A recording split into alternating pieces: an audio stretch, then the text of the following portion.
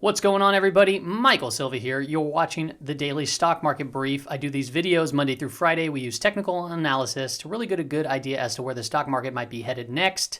Today's date is October 30th. I got my camera turned off today because I want to get this video out as quick as possible.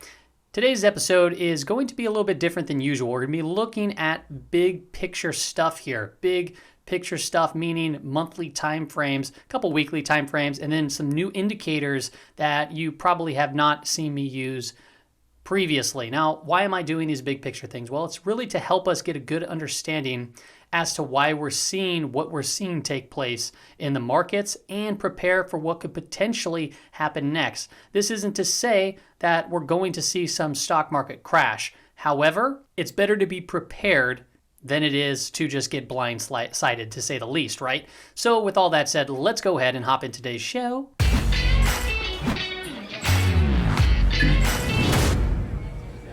All right, welcome back. We're here. If it's your first time here, by the way, watching this show, I do these Monday through Friday. I think I've already said that. If this is the type of content you like, make sure to subscribe and like this video. The first chart that we're going to be looking at is total market cap over GDP.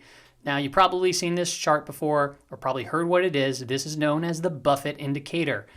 Why is it known as the Buffett Indicator? Well, it's what he used to really predict when things are overvalued. In 2000, you can see right here, that was the big tech boom and then the tech bust, boom to boom. Okay, big move to the upside and then down. Here, big move upside, big move down. This was the Great Recession. Look at this bad boy. Where we're at right now, 172.8, a little bit down from a previous high. But this is just to give you a good, I'm showing you this before we enter into the other charts, just so you get a good idea as to where, we stand on both a technical perspective and then a market cap to GDP perspective, because things look, to say the least, very, very bubbly. Let's go ahead and get into the charts. The first one I want to do is the S&P 500 on the monthly time frame. One thing is for certain, this doesn't look all too good. We have a broadening wedge pattern, which is typically bearish. However, the overall trend is still technically bullish. It's trending upwards. We're above some key moving averages. Very interestingly enough today, this month I should say, we closed at the 5 EMA. So last month we got really overextended and we came back to retest it. And then we finished right here at also 23.6 level on the fib. If you just look back previously, you can see that there's clearly some level of resistance here and previous support. So it makes sense. This looks a little toppy, to be honest, with the long upper wick. What we need to wait for is a break below 3,200 to see if we're going to have more downwards movement. I've been saying that around 3,000 to 3,100 would make a good potential buy the dip moment. You have the 20 period sloping up into that as well, but we'll see really what takes place here moving forward. The RSI, this is obviously long term, but as you can see, a high here to a lower high here, that is a negative divergence. So, looking at this, we're at the top of this chart, it doesn't look too good. We have a negative divergence. The MACD is still bullish, but it's kind of like curling over. That spells potentially trouble up ahead. Here's the Nasdaq 100. I have used this chart before on the monthly time frame. I want to point out another negative divergence. Clearly just this rocket ship to the upside. This is what happens when, I guess apparently when we go on lockdown and you get QE unlimited, we just go, from down here and then just month after month, you just shoot a rocket ship straight up to the moon. Now we're seeing a little bit of toppy behavior. It got extended past the Bollinger Bands. We closed below the 23.6 fib level. That's not all that great, but we're still above the 5 EMA, so the bulls still have kind of charge of that. It's still very possible that we still head up, but keep in mind the context. We're very far overextended. Look at this lower black trend line here. If you look back, when we started getting way extended from it and we snapped back, that was the March crash here, the COVID crash. Boom, we touched back onto it perfectly and then bounced up. Back here in 2018 to 2019, do you remember that when tech stocks were down like 35 to 50%? Boom, touched perfectly to this trend line. You can look back even further into the end of 2016. This doesn't look nearly as big, but that was actually a pretty darn big move. We're going from just under 5,000 to just under 4,000 to tag that trend line. So if we get a 50% retracement, that would be just a huge, gigantic move down to 95.80, but we still have obviously a lot of support in these certain areas. So just an overextended looking chart. and it looks toppy. All right, to say the least here. We can't have this type of movement forever. It does not last like that, including when we're looking at all the indices like that as well, as the total market cap to GDP, the other indicator that we showed. Here is the Dow Jones on the monthly time frame. Guess what? This is interesting. We actually closed lower and went lower than the previous month. So the other charts were more insider, or at least the S&P 500 was an inside trading month. This we closed just below the low, closed below the 5 EMA, closed below the 23.6 fib level, but we did close just above the middle portion of the Bollinger Band, which is known as the 20-period moving average.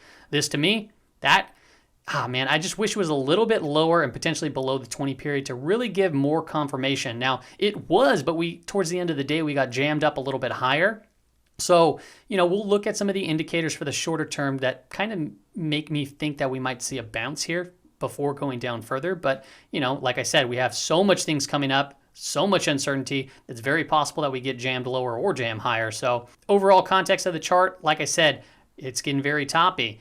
Negative divergence on the RSI, the MACD trending downwards, and it's kind of starting to spread here. Still above zero though. So let's talk about the next chart, which is very interesting. The Russell 2000. This is the IWM.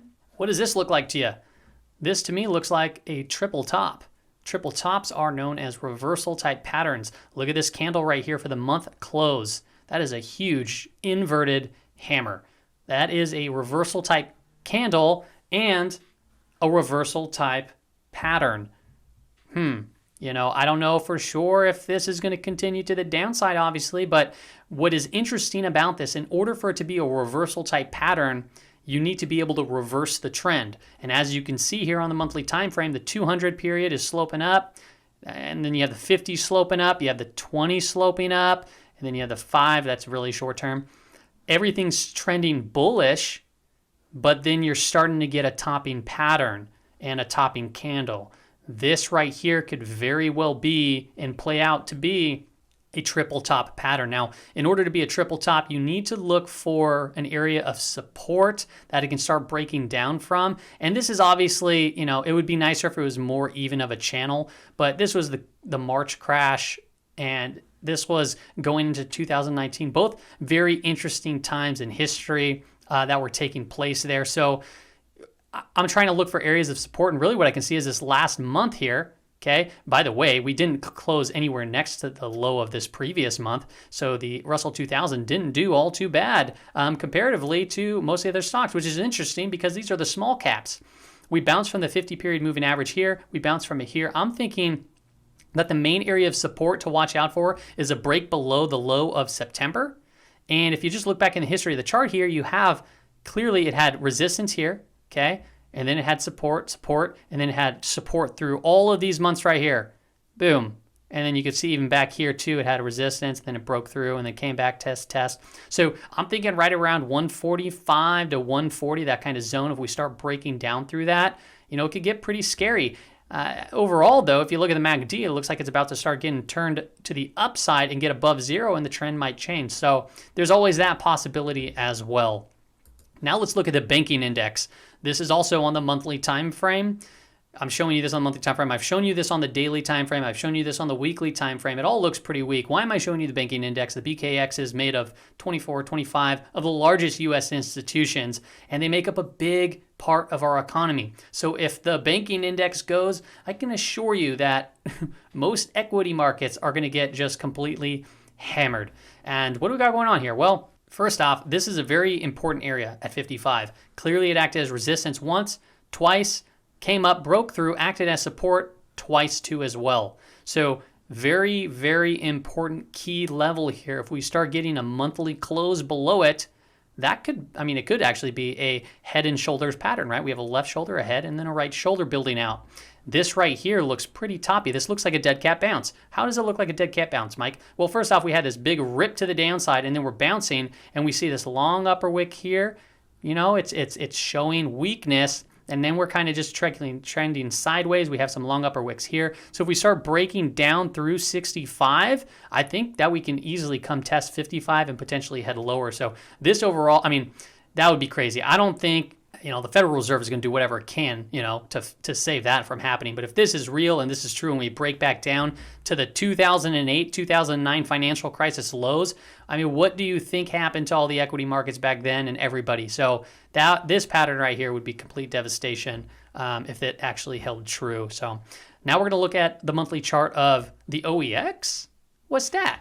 What's the OEX? I never talk about the OEX. Well, on the monthly time frame, I think I should talk about it. This is the S&P 100 index. No one really talks about this, but it holds like the big tech stocks, right? Google, Amazon, so forth. So this is just a very well-known and very, very powerful index. OEX, look it up. But I'm bringing you back over here to 2007, 8, 9 during the financial crisis. And really, I have a couple patterns drawn out. One, the megaphone pattern, which I showed you on the S&P 500, and we will zoom in on this on the weekly time frame to talk about this and key levels. And then we have this rising wedge pattern. Is it stretching a little bit? Maybe, but also not necessarily. We started a new trend right here just recently where we had a connection from a new trend line, I should say, from 2007, 2008 high there to the 2020 high. So yeah, this could be extended probably a little bit higher. But as you can see, we're getting to the top of that trend. It bounced here once,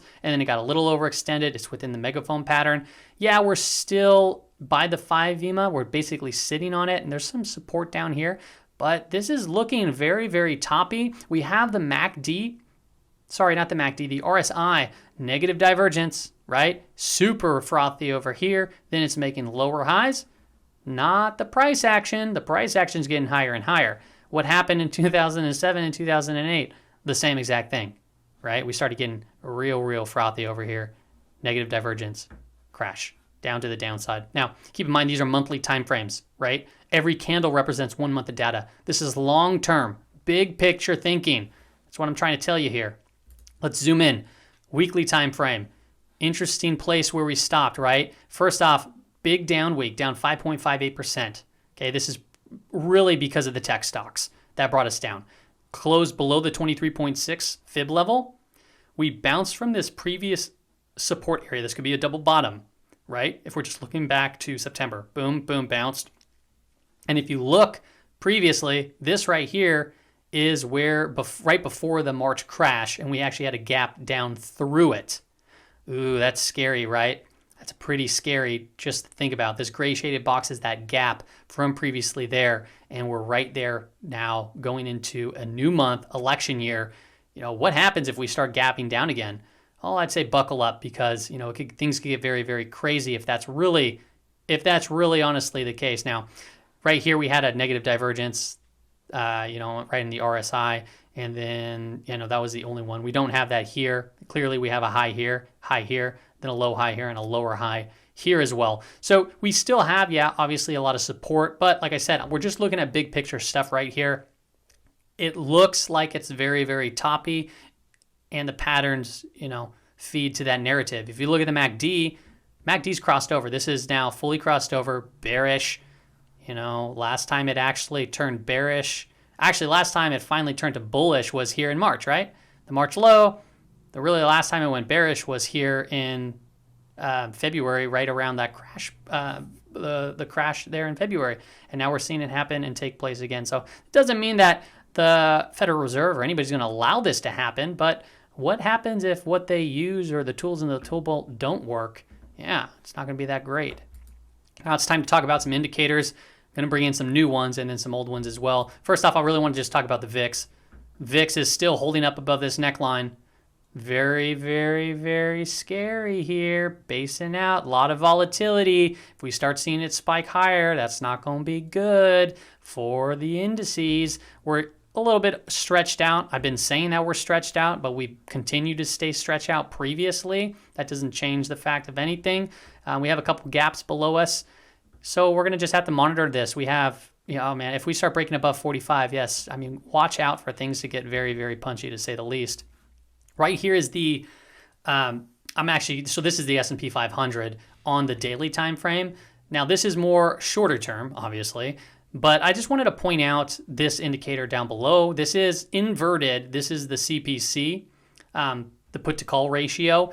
And really, I inverted it, one, because it just helps me kind of better understand when people get too bullish or bearish, and they typically do it at the wrong time. So when, as you can see, the big crash here and it hit this really low, this is when people started getting very bearish and buying more puts. So they bought it at the exact wrong time, right? So you just got to really do the opposite of what you see here. But so what am I going to show you now? Well, first off, we are now pulling into this 1.0 area, which is by no means an overextension. An overextension move would be more like down here to 1.1 to 1.14. So, but let me just point out why I'm saying this. Well, first off, it's kind of basing at this area, and last time we pulled down here was in the end of September, and that was when people started getting very scared and buying puts. And then what do you know, they bought it at the wrong time and we went up. Right here too in July, they were right here, we started buying more puts, and then what happened? Well, they started going up. So it just helps to kind of really get a good glimpse as a contrarian indicator. Now we're kind of moving into that area and we're really similar in place. So people are very scared is what I'm seeing. People are buying into the fear. What happens if we start turning up here? So this could very well be a short-term bounce, but it also can be a continuation to the downside. So I just wanted to point out there's a couple historic hits where we pulled down to this area and then we bounced from. So yes, like I said, the lower this goes, it means the more bearish sentiment. The higher it goes, it means the more bullish sentiment. So you can look at both ways. Like right here, everyone was really bullish at the exact wrong time. So they were buying calls and then they got hammered to the downside. Right here in June, very bullish, boom, hammered to the downside. So it could be flipped and used both ways. Here's the NIMO. The NIMO double bottom, now we're kind of just flat, printing at minus 58.33.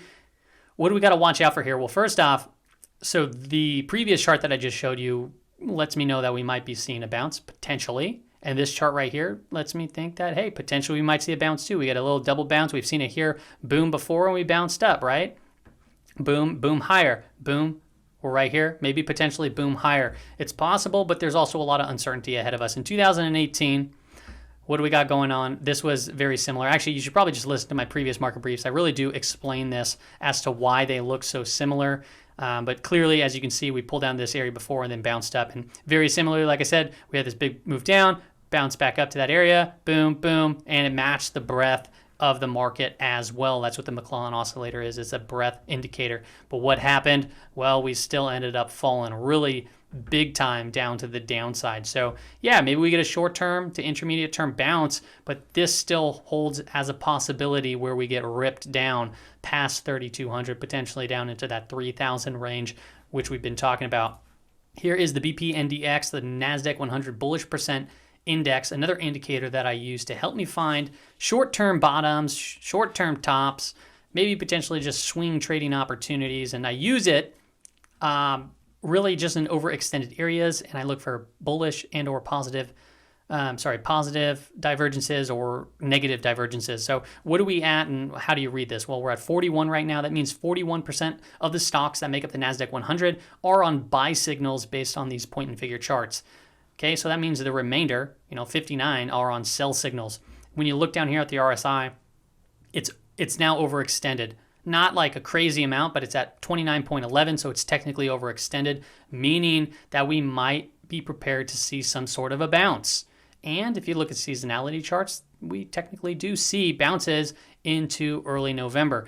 Over here, we saw it overextended to the downside, saw a positive divergence, lower low here, and then you have a higher low here, and then where was that? Well, that was taking place here, and then we saw that nice big run up. Then right here, when it got to 85, that was getting pretty overextended. As you can see on the RSI, it was overextended. We mentioned this, and then we saw that big down pull this month. So this is an important indicator. It seems to work out pretty well. You just need to be able to trust it in times like these, because the fact is everything looks very, very scary right here. This big rip to the downside coming into a major level might be gapping down. The monthly charts look very scary, but that doesn't mean that there's not going to be some short-term opportunities amidst all of this craziness. All right, here's the S&P 500. What is this? What are you showing me, Michael? On the monthly time frame. Now, what is this down here? This is actually the yield curve. the inverted yield curve. So I inverted this only because it makes it a little bit easier to read. And I kind of want to just zoom out to the early 90s all the way till now. Like I said, this is big picture stuff. What yield curve am I using? This is the 10-year minus the 2-year. It's a widely tracked spread. So how do you read it? What's going on? Well, first off, when it shows green right here, or when it gets above this line, that means the yield curve is inverted. So, I mean, keep in mind, I'm inverting the look of this. So typically it's reversed, but just for ease of use, I'm showing you this way. So when it gets inverted, that's, early recession warning sign is what we use it as. And if it goes down like this, that means the yield curve is steepening. So, how do you read this chart? Well, first off, let's just go back into 2000 or even the mid 90s to 2000. And what did we see happening? Well, we saw the steepening taking place earlier in. And guess what? I mean, when the yield curve steepens, the 10 to minus 2, it's projecting, future growth. And what do you see? That you see the stock market running up, and then all of a sudden we get inverted here in early 2000. And that was an early indicator of a potential recession. And what do you see happen? Boom, from 1600 all the way down to a low of around 800. So once we got inverted, that was a very early warning sign. And then what took place during this downturn? Well, the market went down with the yield curve steepening like such. And then guess what happened? It started curving back up. So let's get things back in order. And then we got inverted again here in, when was it? 2006, 2007. That right there was a signal, early recession. And then we started curving down, moving down with the stock market again. Why am I showing you this right now? Well, first off, we got inverted here in late 2019. It doesn't show right now because I'm not zoomed in enough, but this was technically in the green. It was inverted hardly. And now we're starting to see the yield curve steepen again. So we're projecting future growth. Things are potentially looking good. So how high can this get? How high can yields get before we start seeing pressure? Well, first off, like this crash was no joke, but when we started peaking out right here in 2002 to 2004, you started seeing the market, do a little bit better. Then you saw this falling. This right here is the yield the yield spread. So this means it is tightening is what that means. So steepening and then tightening here, and then we got inverted. So we saw the tightening here really since 2014, this little peak right here. It's tightening. Market's just been running up. We got QE, infinity going on now, and now we're starting to see the spread widen again. So just looking at this chart, right, we have this right here, and then we see this go down with it. Now we're starting to see the yield curve steepen again. Does this mean the yield curve will continue to steepen? Can it even do that without a major collapse? I don't necessarily know. I don't know what kind of tools the Fed has, but what this is telling me right now is what it's telling me that it was telling me right here, and it was telling me the same thing right over here, that right now it's very possible that if we start continuing down this path, we start seeing moves to the downside. Now, the Federal Reserve already agreed to keeping rates, basically crushed to zero till 2023. And being that this is a monthly chart, this could be very, very longer term. But if this does continue like this and the spread just kind of keeps building around this area, or when it starts maybe potentially tightening, that could be an early warning sign too. But that can go into 2023 just by looking at this, maybe even longer. So things are getting kind of interesting right here. Obviously, clearly, the curve is still continuing to steepen from when it was there in late 2019 when we got inverted. And then that was right before the March crash, which I think that this crash wasn't the real crash. This was due to circumstances that was going on in the environment. And then we had the Federal Reserve respond very quickly because of it. And if this did not happen, I think we would still be, if COVID did not take place, I think that we would be seeing a much larger crash still. So, buckle up if this actually holds true. Just look at the magnitude of these crashes down here when the yield curve got inverted. We haven't really seen anything yet. The RSI indicator, also want to point that out, negative divergences, right? So super high here to a lower high here. You see this? Super high here, lower high here, boom, negative divergence, boom, negative divergence, boom over here, negative divergence. In every single, previous crash that we're looking at right now, the RSI looked very, very similar, and it looked very similar compared to this 10-year minus 2-year yield curve. So this is very big picture thinking here, but, consider it an early warning sign if this all holds true. Now, the question is, okay, that's, scary or whatever the case may be, but where do we potentially buy into? What if the market wants to keep going up? How do you know when to get in? Well, we look at major areas of support and we buy into those areas, but there's also a couple indicators that can help us potentially hone in as well. One that I've been showing you is this one, the CPC. This is the total put to call ratio, smoothed over a 10-period moving average.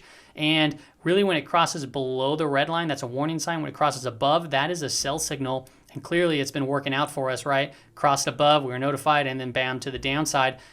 Well, this can also be used as a potential buy signal when it crosses above 0.95 that says, hey, get ready, we might be able to buy.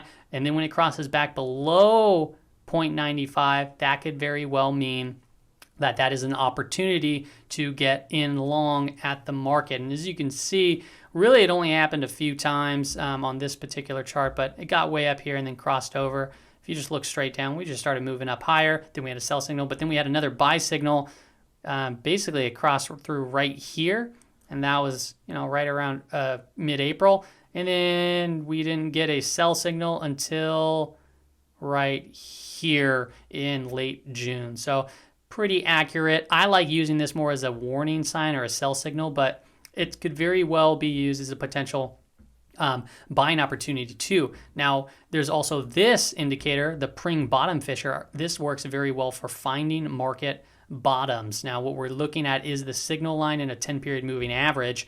So when the blue line crosses above the 10-period moving average, that represents a bottom. But you want to make sure that it's really below this marking green line, which is at basically minus 26. That gives more, just confidence in the move. However, it doesn't necessarily mean that it's still not accurate. We cross right above over here, and if you just look straight up, that was showing right before the neckline breakout of this kind of inverse head and shoulders, and we moved more to the upside. What it doesn't show you, though, is when the market starts curling over. This is only good for finding those bottoms, and you can see right here in March, boom, it crossed above, and then it was right around here. So not the exact bottom, but pretty darn good to find the bottom. What was scary was we saw the run up, then another pullback. However, the indicator was still moving higher. Then we ramped up, went sideways, and that was when it started getting into the more winter season here. So yeah, this is a good indicator to keep an eye on for when you're looking for those market bottoms. Everybody, that's all I have for you on today's stock market brief, just to kind of wrap it all in a bow and a nice package. This video is not meant to scare anybody. It's meant to prepare the people that watch it. You need to just look at this as fact, because it is. We're looking at data. We're looking at charts that are telling us a story. Now, you can interpret a story in multiple ways. Some people might see this as bullish. You'd have to convince me how you see it. I think that there's going to be short-term opportunities, that's for sure, and a lot of fake outs here and there. But it's showing us in various different elements that the big picture is very overextended, and we're very overextended at a very interesting time in history. One, we have COVID going on, right? We have the presidential elections. We have the first time that I can ever remember lockdowns like this. Maybe it's happened in the past. I wasn't born if that was the case. I know that there was other pandemics previous to this, and I don't know if they were all locked down, but at this magnitude, with this amount of businesses, with this amount of debt, it's the first time in history. So we need to be very careful, and these charts are telling us, at a very important time to ensure that we're being careful out there in the market. So that's all I got for you on today's market brief. Hope everyone had a wonderful October. Hope everyone has a happy and safe Halloween. See ya later.